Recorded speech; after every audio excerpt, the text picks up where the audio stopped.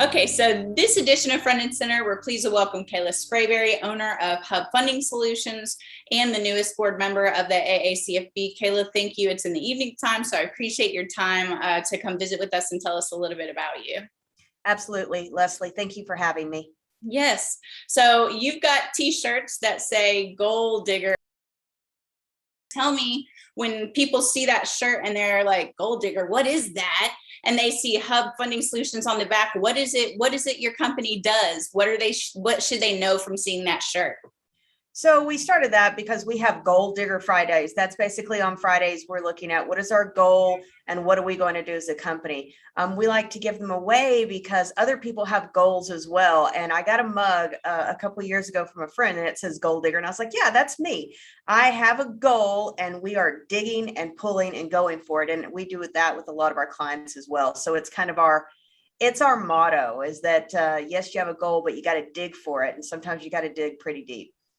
Yeah, it takes work to get there, doesn't it?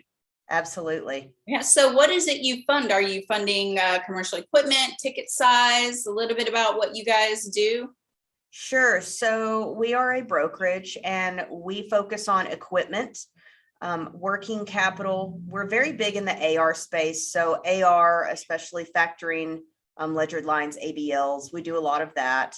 We are doing some commercial real estate now and then some restructuring. And we actually just started in the equipment space and those other things came around because that's what our clients needed. And we wanted to be a hub, a one-stop shop for people to be able to take care of it. Because to be honest, as a business owner, you have to be looking at how you're going to move your business forward. And if you encounter a problem, especially with cash flow, you need something that works with the business, which AR and strategic working capital solutions really help with that. But we're mainly industrial. We're very industrial based, but trying to branch out a little bit more. Yeah, expand. Well, that's one of the goals, right? So you're going to be expanding, and that sounds great. And I know what you mean because we've got clients that hit that cash crunch as they're growing and they're doing great. And that type of service, they couldn't survive without it. They'd have to shut their doors. So that's amazing. So tell me a little bit about your experiences in the industry and then your new position on the board for AACFB. Tell me what you plan to do there. Sure. So we'll start with, a little bit about your first question. So my background is we actually have had multiple businesses. We've been in the energy efficiency sector and commercial construction. We have been in the oil and gas sector. We actually had an oil and gas service company. So that's why we do so much in oil and gas. People ask, why do you do so much in oil and gas? And it's because we understand the industry from the inside out. And whether it's oil and gas or utility work or some of those things, it's very much the same on the inside. So it's been a strategic part for us. Sometimes it's kind of painful, but we stick by the industrial sector. But that being a business owner has given us the inside ability to not only understand where a business is coming from, but be able to get in front of some of those issues that they may encounter. And we actually have funding options to create a toolbox. That's really our goal, is to empower our businesses to have their own toolbox of resources that they can use, not only in financing, but we have partners in bookkeeping, credit repair, helping them with consulting. So there's a lot of options there to really empower business owners. Yeah, going back to that hub, like you said, there's a hub of solutions there. That makes sense. So, and you're right, I asked you two questions at once. So I'm going to jump into the second one, which is the AACFB. Now you're a board member. What do you hope to accomplish there?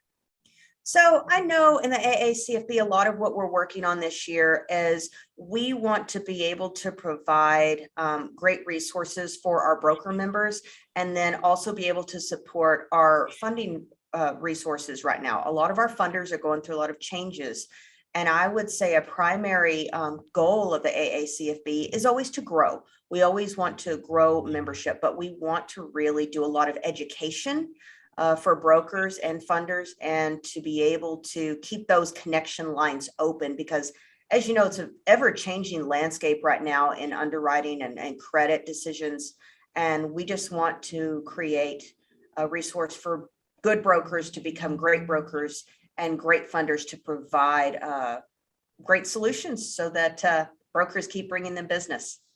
Yeah, that makes sense. I wouldn't have been able to say it better myself. I think you're going to do great because that is the epitome of what it needs to do. And it sounds like you're not just doing that in the AACFB, but you're doing that in your own business as well. So it's going to be a great fit. And I know that the association, of which I'm a member of, obviously, is going to benefit from that. So thank you for being on the board, first of all. Absolutely. I really enjoy it. It's wonderful to work with a great team. Yeah, I agreed. So tell me a little bit, one thing about yourself outside of the career so we can get to know you personally, and then I'll jump into that other question I was talking to you about whenever we jumped on that I'm really curious about. So I would say that I'm an outdoors person. I have boys, they're 19 and 11. I've been a mom since I was 18.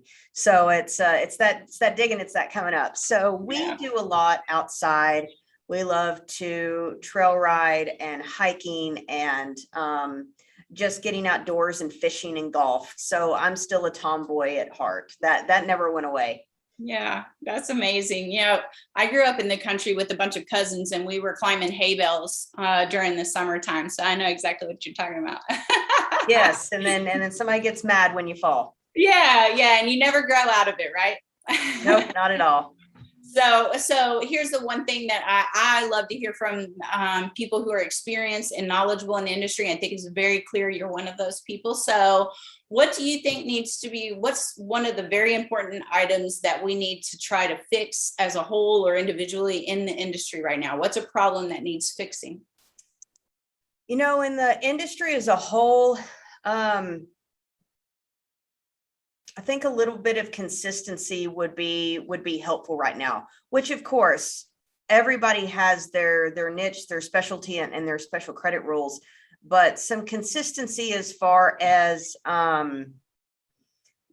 credit guidelines would be great. We're seeing, which we expanded, we have the ability through the AACFB to connect with brokers through a whole stream of, you know, their credit profiles, but a little more consistency on just availability of funds, you know, and that might be just a loaded question.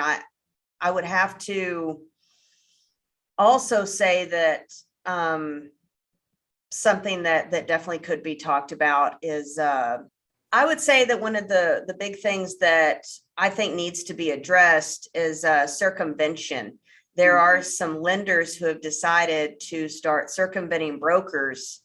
And sadly, when I was in real estate, I saw that there were builders circumventing realtors. And now in this industry, you know, you wouldn't think that you would see lenders cutting out their bread and butter, but there are lenders that are choosing to circumvent brokers. And hey, we'll pay on this thing you brought us, but we're not paying you anything in the future. And that's sad that they're seeing their own profit above the source of their income. Because let's be honest, you can go straight to the business owner, but when a broker is bringing you a great client, it's good to reward them. Don't bite the hand that feeds you. Yeah, agreed. And I think that if you talked with anyone, they would say that that's not good practice, but then it gets practiced, right? So it is. And there are some issues going on right now with that. And sadly, you know, it needs to be known. The last thing we want are brokers entering into agreements with lenders and then lenders suddenly not paying them what they're worth because they may not know until further down the line. And as a broker, to be honest, you can go out and farm your list all you want, but if somebody goes straight to the lender, it would be nice if the lenders could just stick to the agreement and at least let us know, hey, your client's interested in more funding. Yeah. That's part of the reason that we have those agreements. Right. Agreed. And even associations to bring brokers and lenders closer together so that they can have good, strong agreements and relationships and growing prosperity together, because the last thing that anybody wants as a customer who's borrowing money is individuals working for them. That should be a team not doing that, it just causes all kinds of problems. So I agree with you. And I think that's certainly something that not just this particular podcast, it would benefit that people hear that, but I know that that's going to come up later in the AACFB and your position as a board member, and then our positions as members. We can make some changes, like you said, it needs to happen. So yeah, because I mean, if you think about it, a broker is a lender's first line of defense if there's problems with the client. I've gotten calls from lenders that said, hey, we need their insurance. They haven't gotten us to it. Or, hey, a payment balance. Can you find out if they move banks or something? They can call us and we can handle that with a simple phone call that's non-threatening, that gets the problem taken care of. If they don't have us, then that client may not answer their call for weeks. Right. Let us do what we do, because we are not just the client's advocates. We can advocate for the lender if they need us to keep those lines of communication open. Absolutely. Yep. I couldn't have said that better myself. I agree with you 100%. And that's something that we do whenever we broker out a transaction.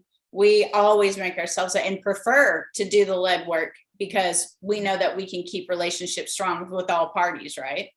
Exactly. And, we have two classes of brokers. We have brokers that really get out there that are full service brokers. We're a full service broker. I mean, we do everything from the app all the way through credit check, packaging, follow through, all of those things. And then you have brokers that just want to be more hands off. But when you have brokers that want to be hands on, let us do our jobs and pay us right for it. And I'm going to bring up something that may be on several brokers' minds. I've been sitting back waiting until PPP forgiveness is done for round 2. I'm not going to say 2, but I have a lender right now that's very well known that had us send them PPPs to be able to do them. We still haven't gotten paid. Oh, wow. So I'm hoping that comes through. But if you have not been paid for PPPs by a lender, hey, we're in the same boat. Yeah. And it's important to communicate that with other people in the industry, because 1, you can work on solutions together, and 2, you're not alone. So you're not just stranded out there on this island in the middle of the ocean with no plan, no ability, and others aren't jumping into that ocean, not knowing what's going on. It's not necessarily about damaging any reputations, but if there's information out there that's going to help brokers and lenders work better together, that's the important part, is to share it, right? Yep. We did it for the business owners. We had so many business owners coming to us because we underwrote for a bank in round 1, and round 2, we were tired, but we still wanted to help people. So we had a gateway, we used it, but now we haven't gotten paid for that work. And that's really disappointing. Yeah. That we're not even getting feedback. So I hope that if you're out there and you're dealing with that, reach out to them. Best of luck. I don't know what else we can do right now. If somebody has a way to help figure that out, I'd appreciate it. Yeah. So you're saying that they could even reach out to you directly with questions or feedback if they're facing that same situation? Absolutely. Yeah. Absolutely. Great. I'm sure that they want a resource as well. Anyone else out there looking, in that situation, looking for some type of feedback. So I'm glad to hear that you're willing to talk with them about it. That would be great to get out there. Absolutely. Awesome. Well, I don't want to spend too much of your time, because I know that you have the evening to go. You have your beautiful boys, outside stuff to do, maybe homework or anything like that. So I just wanted to tell you, one of my favorite parts of doing this is getting to know you and new individuals in the association. And when they said Kalah, I said, yes, let's do it. I want to learn more about Kalah. I was excited. So thank you for that. And I look forward to seeing you at the next convention. I'll be there. I hope you will too. I know, probably. Yeah. Absolutely. I wouldn't miss it for the world. Me either. So we'll see you then. Okay. Thank you. I appreciate it. All right. Thanks, Kalah.